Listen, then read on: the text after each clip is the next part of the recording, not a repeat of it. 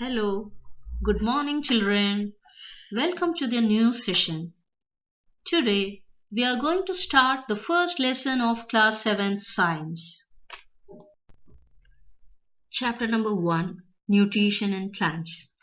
In this lesson, you are going to define nutrition, describe autotrophic mode of nutrition in plants, explain the process of photosynthesis, describe heterotrophic mode of nutrition in plants, and explain the different types of heterotrophic mode of nutrition.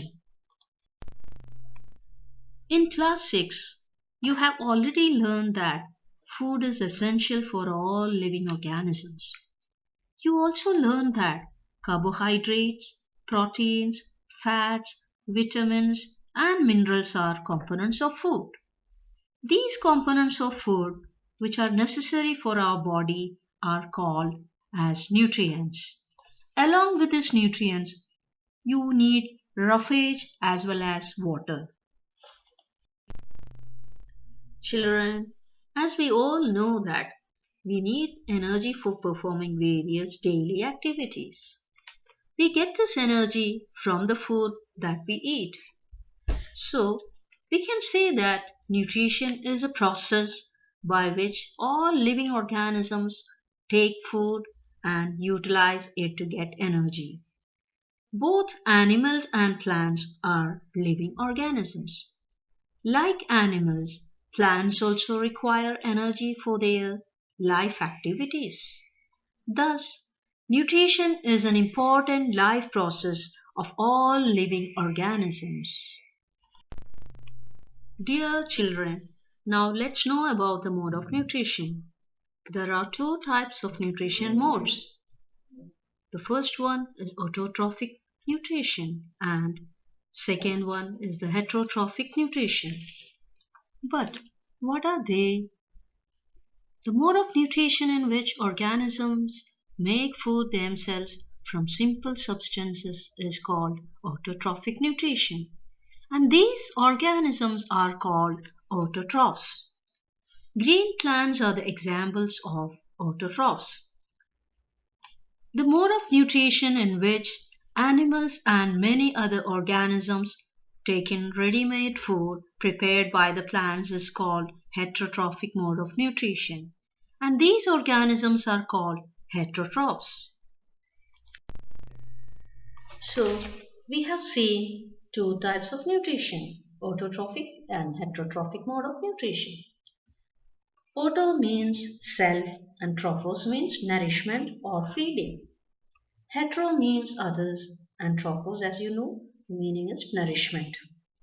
So autotrophic means the self-nourishment and hetero means the nourishment by others. Now, you may be wondering where the food factories of plants are located. Leaves are the food factories of plants. Let's discuss the food preparation in plants. The food preparation in plants is done by a process which is known as photosynthesis. Green plants prepare their own food with the help of carbon dioxide, water, in presence of sunlight using a green color pigment called chlorophyll. This process is known as photosynthesis. Photo means light and synthesis means to combine. So this process is taking place in presence of light. Let's see the raw materials for photosynthesis. How do plants obtain the raw materials from the surroundings? How do they transport them to the food factories of the plants? Let's see how is it done. Carbon dioxide, water, sunlight, and chlorophyll are the important raw materials required for photosynthesis. Carbon dioxide from air is taken in through the tiny pores present on the surface of the leaves called stomata. Water and minerals are absorbed by the roots by the vessels which run like pipes throughout the roots, the stem, the branch, and the leaves. Sun is considered as the ultimate source of energy as it helps for photosynthesis. Chlorophyll is the green color pigment which helps leaves to capture the energy of the sunlight. Now you know that carbon dioxide from air is taken into the leaves through the small openings known as stomata. There will be many stomatas on a leaf. Each stomata has a stomatal aperture or stomatal opening, and each stomatal opening is guarded by two guard cells. That means if there are 20 stomatas on a leaf, there will be 40 guard cells. And on the right side, you can able to see the microscopic view of stomata. You have seen that buildings are made of bricks. Similarly, the bodies of living organisms are made of tiny units called cells. Cells can be seen only under the microscope. Some organisms are made of only one cell. The cell is enclosed by a thin outer boundary called the cell membrane. Most cells have a distinct centrally located spherical structure called the nucleus. You can able to see the nucleus in this figure 1.1. The nucleus is surrounded by a jelly-like substance called cytoplasm. What happens to the raw materials when they reach the food factories? After reaching to the leaves, carbon dioxide and water react in the presence of sunlight to form carbohydrates. The carbohydrate ultimately converted into starch which gets stored in different parts of the plant. The process of photosynthesis can be represented by the following equation. Carbon dioxide plus water in presence of sunlight and chlorophyll gives carbohydrate plus oxygen. Let's watch a video to revise the process of photosynthesis. After reaching to the leaf, carbon dioxide and water react in the presence of sunlight to form carbohydrate. The carbohydrate ultimately converted into the starch which gets stored in the different parts of the plants. Therefore, the first food product is formed during the photosynthesis is starch. Starch is also an example of carbohydrate. In this process, oxygen is also released. Therefore, the process of photosynthesis can be represented as carbon dioxide plus water in the presence of chlorophyll and sunlight gives carbohydrate plus oxygen. In the presence of sunlight, carbon dioxide and water gives carbohydrate and oxygen releases in this process. What is the significance of photosynthesis? Photosynthesis is very important as it helps in conversion of solar energy into organic matter. It also helps in purifying air and maintaining the balance of oxygen and carbon dioxide in nature. It is a primary source of food for all living things, either directly or indirectly. In the absence of photosynthesis, there would not be any food, oxygen, and life would be impossible on the earth. Do other parts of the plant perform photosynthesis? Yes, besides leaves, photosynthesis also takes place in other green parts of the plant, in green stems and in green branches. For example, in cactus, the photosynthesis is performed by its stem. The desert plants have scale or spine-like leaves to reduce loss of water by transpiration. These plants have green stems which carry out photosynthesis. The leaves other than greens also have chlorophyll and can perform photosynthesis. The large amount of red, brown, and other pigments mask the green color in such leaves. You have just learned that plants synthesize carbohydrate through the process of photosynthesis. The carbohydrates are made of carbon, hydrogen, and oxygen. These are used to synthesize other components of food such as protein and fats. But proteins are nitrogenous substances which contain nitrogen. From where do plants obtain nitrogen? Plants obtain nitrogen from the soil. They cannot absorb the gaseous nitrogen from the atmosphere directly. The gaseous nitrogen which is present in the atmosphere will be converted into soluble form by the rhizobium bacteria. Rhizobium bacteria live in the root nodules of leguminous plants like pea, beans, etc. There are some plants which do not have chlorophyll. They cannot synthesize their food. How do they survive and from where do they derive nutrition?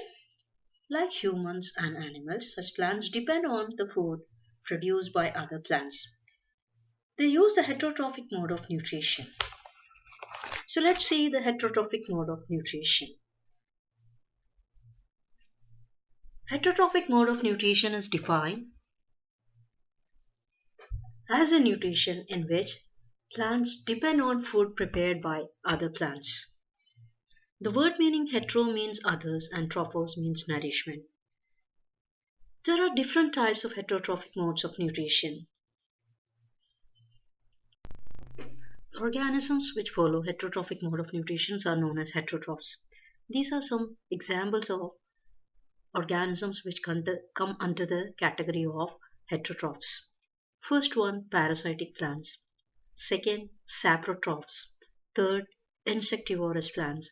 And fourth, symbiotic relationship. Let's discuss about one by one. Parasitic plants. These kind of plants live on other plants and take nutrients from the host.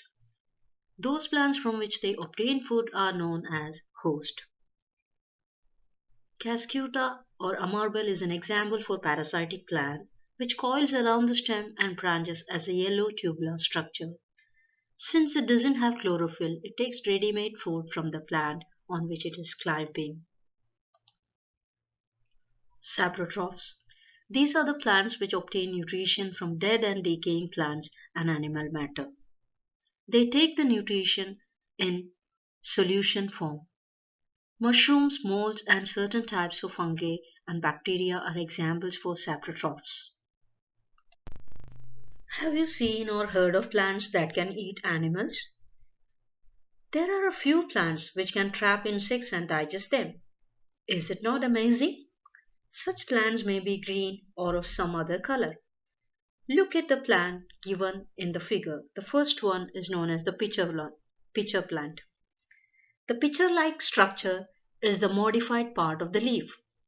The apex or tip of the leaf forms the lid which can open and close the mouth of the pitcher. Inside the pitcher there are hairs which are directed downwards. When an insect lands in the pitcher, the lid closes and the trapped insect gets entangled into the hair. The insect is digested by the digestive juices secreted in the pitcher. Such insect-eating plants are called insectivorous plants.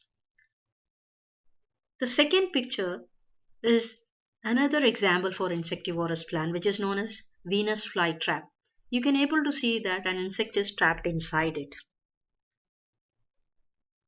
These insectivorous plants can perform photosynthesis. You can see they are green in color. They can perform photosynthesis. So we can tell that the insectivorous plants are partly autotrophic and partly heterotrophic. Since they don't get the enough nutrients from the soil where they are growing, in order to get more nutrients, they feed on insects.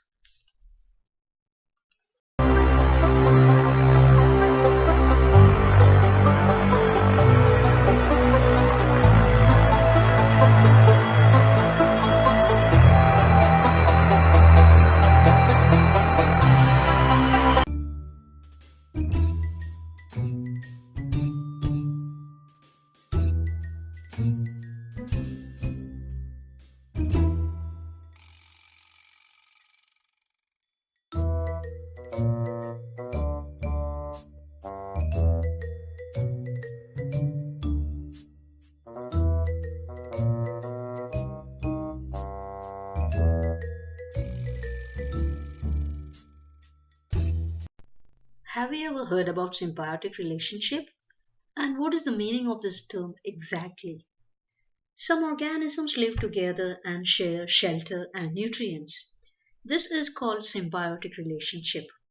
For example, certain fungi live in the roots of trees. The tree provides nutrients to the fungus and in turn receives help from it to take up water and nutrients from the soil. This association is very important for the tree. In organisms called lichens, a chlorophyll containing partner, which is an alga, and a fungus live together. The fungus provides shelter, water, and minerals to the algae, and in turn, the alga provides food, which it prepares by photosynthesis. Have you seen farmers spreading manure or fertilizers in the fields? Or gardeners using them in lawns or in pots? Do you know why they are added to the soil? You learn that plants absorb minerals, nutrients from the soil, so the amount in the soil keep on declining. How do these nutrients get back into the soil? There are mainly two methods by which they are coming back to the soil.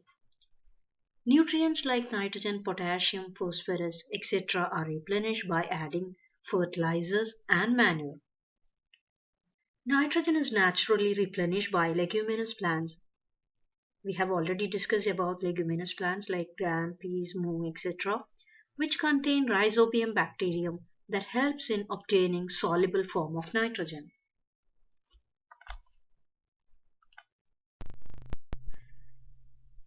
We have already discussed about the rhizobium bacteria which are present in the root nodules of leguminous plants. These bacteria can take atmospheric nitrogen and convert into a soluble form. But rhizobium bacteria cannot make its own food. So it lives in the roots of gram, peas, mung, beans and other legumes and provide them with nitrogen. Most of the pulses or dals are obtained from leguminous plants.